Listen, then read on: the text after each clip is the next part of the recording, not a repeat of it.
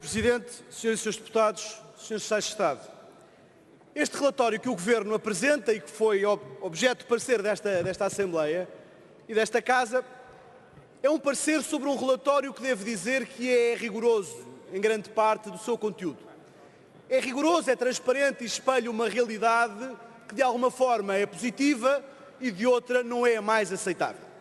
Mas, senhores secretários de Estado, em primeiro lugar devo saudar a forma como o Governo, ao fim de 2 anos de estar em funções, assumiu finalmente como prioridade prosseguir o esforço do Governo anterior no que diz respeito à reforma de vários mecanismos da União Europeia.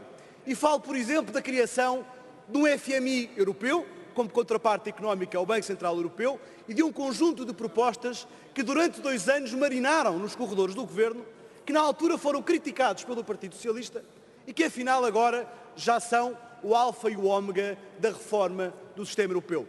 Isso é um bom sinal, é um sinal de futuro. É pena que Portugal e também a própria Europa tenham perdido 2 anos nesta matéria. Mas, senhora Secretária de Estado, devo dizer-lhe também que Portugal deve ser, mais uma vez, pioneiro, como foi há 4 anos atrás, quando defendeu estas reformas, e continuar a contribuir ativamente para a agenda europeia. A senhora Secretária de Estado dizia que queria ter resultados da União Europeia. Nós queremos resultados da União Europeia e queremos resultados deste Governo no processo de construção europeia e de aprofundamento da União. E é isso que vimos aqui também exigir. Mas, senhora Secretária de Estado, devo dizer-lhe também que a União Europeia apresentou recentemente um documento de reflexão sobre o futuro da Europa e sobre também o aprofundamento da União Económica e Monetária. Recebeu diversas críticas do Bloco de Esquerda e do PCP e reações muito pesarosas do próprio Partido Socialista.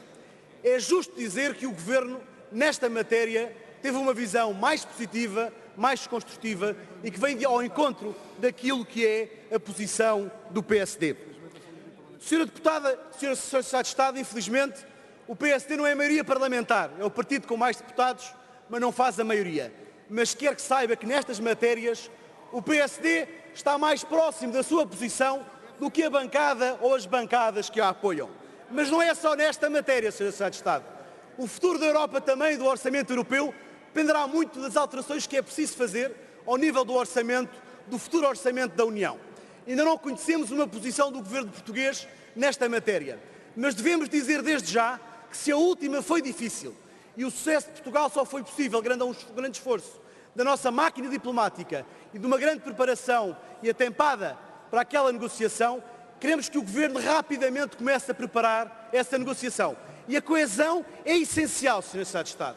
Não pode haver aqui hesitações. A coesão e a reconstrução do grupo da coesão, dos amigos da coesão, permitiu a Portugal, neste quadro comunitário, garantir e proteger os fundos da coesão, os que são mais essenciais para Portugal. Não podemos deixar de avisar o Governo que deixar cair, deixar desmoronar o grupo dos amigos da coesão não foi um bom princípio. Eu sei que era uma grande construção ou uma grande liderança do Governo anterior, mas é tempo deste Governo sentar com os parceiros da coesão e conseguir influenciar a agenda europeia neste sentido.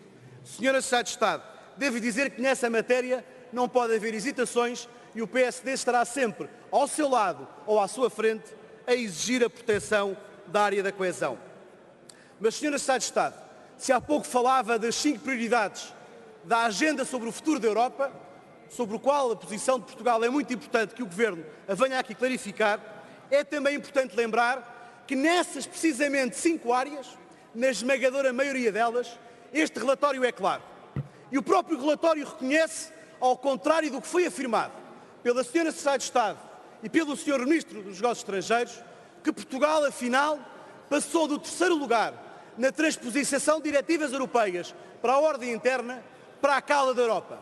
É neste momento o país que ocupa o 27º lugar no atraso na transposição de diretivas europeias. Isto foi lembrado pelo PSD em janeiro. Em 2011 estávamos na cauda da Europa. Passado 4 anos, Portugal voltou a ser um país cumpridor. E bastaram 1 ano e meio de governo para que novamente Portugal estivesse a ser alvo de vários processos, várias notificações pelo atraso das diretivas. Isto poderia não ser fundamental se essas diretivas dissessem respeito a matérias não tão benéficas para as pessoas. mas é que é precisamente nas diretivas que têm a ver com a globalização, com a proteção dos trabalhadores, dos direitos laborais, na formação de trabalhadores, ou na redução das taxas a pagar pelos cidadãos nos bancos, na sua relação com as seguradoras. É um atraso lamentável deste Governo na transposição de diretivas e muitas delas prejudicam gravemente os portugueses, retiram benefícios aos portugueses, quando neste momento, se tivesse essa transposição feita há já vários meses, os portugueses seriam assim beneficiados. Não percebemos o silêncio do Bloco de Esquerda ou do PCP nesta matéria. Admito, porém, que o atraso do Governo nesta matéria não seja laxismo, seja apenas uma grande dificuldade de entendimento entre o Partido Socialista e o Governo e os parceiros de coligação. Só assim se percebe que direitos dos trabalhadores sejam escondidos.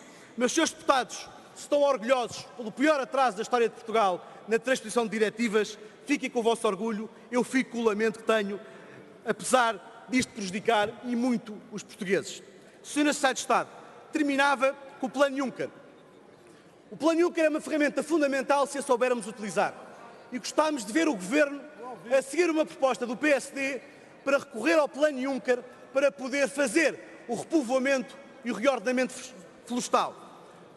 Só lamentamos e chamamos a sua atenção, Sr. Secretário de Estado, para o facto de Portugal ser um dos poucos países que ainda não faz parte e não aderiu a um protocolo com a plataforma de aconselhamento para a utilização de fundos comunitários e instrumentos financeiros da Europa, em que 18 Estados-membros já fazem parte e que Portugal ainda não faz parte, numa estrutura criada no BEI, numa colaboração com a Comissão Europeia. Portugal não faz parte, deveria fazer, e esperemos que tudo faça nesse sentido para garantir que esta utilidade, que esta oportunidade pode ajudar os portugueses, o Estado e o privado, a garantir maior eficiência. Sr. Secretário de Estado, termino com um tema que me é muito caro. A Sra. Secretária de Estado falou e bem da forma como Portugal duplicou a cota dos refugiados. E Portugal nisto tem sido um exemplo. Mas temos que fazer muito mais. Como bem sabe, a semana passada foi aprovado um relatório no Conselho da Europa sobre a reforma da política de refugiados. E um dos problemas que pretende ser resolvido com este relatório é exatamente a lacuna que em Portugal temos observado em conjunto. Os países criam condições, os países criam expectativa e depois os refugiados vão-se embora. Uma solução mais humanitária, Sr. Secretário de Estado, será ter maior previsibilidade.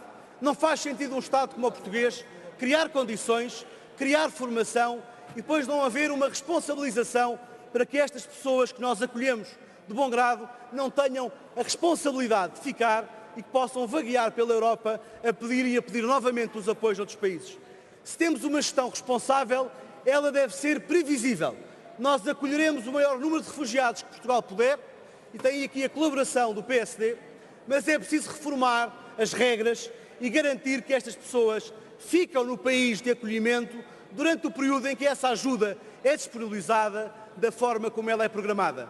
A Sra. Secretária de Estado sei que tem sensibilidade para isto, porque os fluxos migratórios não param, a rota da Líbia está novamente a ameaçar a costa de Itália e Portugal, como o resto da Europa, tem que ter uma resposta partilhada, cotas partilhadas e também meios e recursos alocados de forma partilhada. É esta a nossa missão, é a missão de poder fazer oposição ao Governo de forma construtiva, com solidariedade europeia e, sobretudo, a exigir ao Governo maior ambição e maior responsabilidade. Muito obrigado. Obrigado, Sr. Deputado.